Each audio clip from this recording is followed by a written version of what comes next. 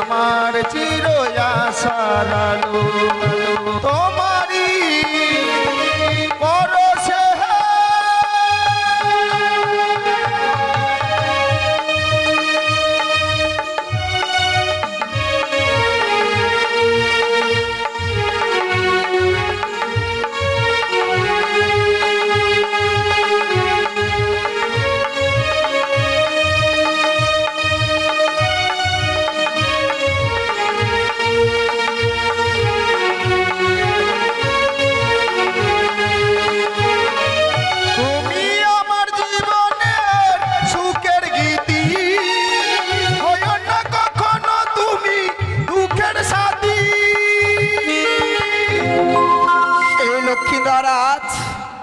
পাঠশালা হইতে বাড়ি ফিরে যাচ্ছি।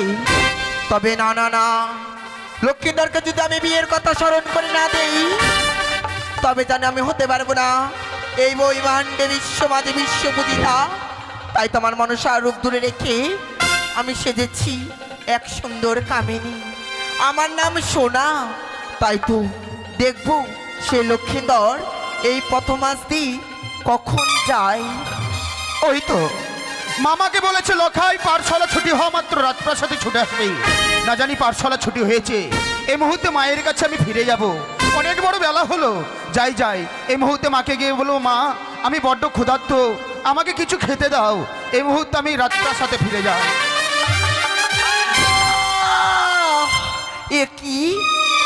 এ কি যুবক, তুমি আমায় ধাক্কা মারছো কেন গো? আমি তোমাকে তো ধাক্কা দেইনি, মনে হচ্ছে তুমি আমাকে ধাক্কা মেরেছো। এ কি বলছো? হ্যাঁ, তুমি ধাক্কা মেরে আবার বলছো আমি তোমায় ধাক্কা মেরেছি। আচ্ছা বলো তো, এই প্রথম আজে হয়তো তুমি আমাকে কিছু জিজ্ঞেস করবে। সত্যই বলো, এমন কি জিজ্ঞেস করতে চাও? যুবক, তুমি কোথায় গিয়েছিলে গো? আমি গিয়েছিলাম পাঠশালায়। তোমার নাম? আমার নাম শ্রীমান দুর্লভ লক্ষিন্দর। তোমার বাড়ি? চম্পকনগর। তোমার পিতার নাম? চাঁদ সওদাগর। বাহ, খুব ভারী সুন্দর গো। বলছিলাম যুবক, তোমাকে আর একটি কথা বলবো। বলো। বলছিলাম তুমি বিবাহ করেছো? বিবাহ? হ্যাঁ। আচ্ছা বলো তো, বিয়ে কি কোনো গাছের ফল, বিয়ে কি কোনো নদীর জল, বিয়ে কি কোনো খেলনার পুতুল তাকে নিয়ে খেলাধুলো করা যায়? এ কি বলছো? তুমি এত বড় বড় হয়ে গেছো, এখনো জানো না বিবাহ কি জিনিস? সত্যি? সত্যই যদি তুমি বিবাহ করো তবে আমার মতো একজন সুন্দরী কন্যা লাভ করতে পারবে। তাই নাকি? সে তোমার পাশে থাকবে, তোমাকে গান শোনাবে। তাই নাকি? সত্য। সত্যি গো, ছোট থেকে বাবা মা আমাকে বড় করেছে। বিয়ের কথা বাবা মার মুখে কোনোদিন শুনিনি, এই প্রথমবার তোমার মুখে শুনলাম। আমাকে যেতে দাও, অনেক বড় বিলম্ব। কি সে লক্ষ্মীদের রঙে যেন কোনো কাম নেই, তাই তো বিলম্ব না করে এই মুহূর্তে আমি কামদেবীর কাছ থেকে কাম বান নিয়ে লক্ষ্মীদের রঙে নিক্ষেপ করলাম। কি ওই সুন্দরীকে দেখবার পর কেন যে আমি ফিরে চলে যাচ্ছি? আমার মন চাইছে ওই সুন্দরীর সঙ্গে দুটি কথা বলি, কিন্তু সেই সুন্দরীর সঙ্গে কথা বলবো কেমন করে? না না না, যেই করে হোক না কেন সেই সুন্দরী মেয়েটির সঙ্গে আমাকে কথা বলতেই হবে। এই যে শোনো, যা এতক্ষণ ধরে সে কথা বলেছে, আমি বলিনি বলে আমার উপরে অভিমান করেছে। এই যে শোনো না, তোমাকে বলছি। এত অভিমান? বাহ, না না না, কথা যে আমাকে বলতেই হবে। এই যে শোনো না, তোমাকে বলছি।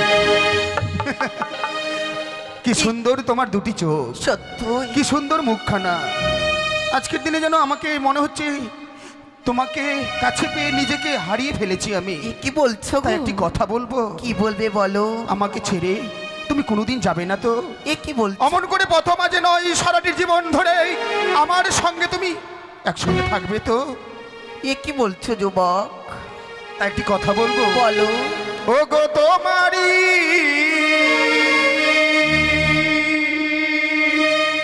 পরশে জীবন আমার গো ধন্য হলো। তুমি যে আমার চির আশার আলো, তুমি যে আমার চির আশার আলো।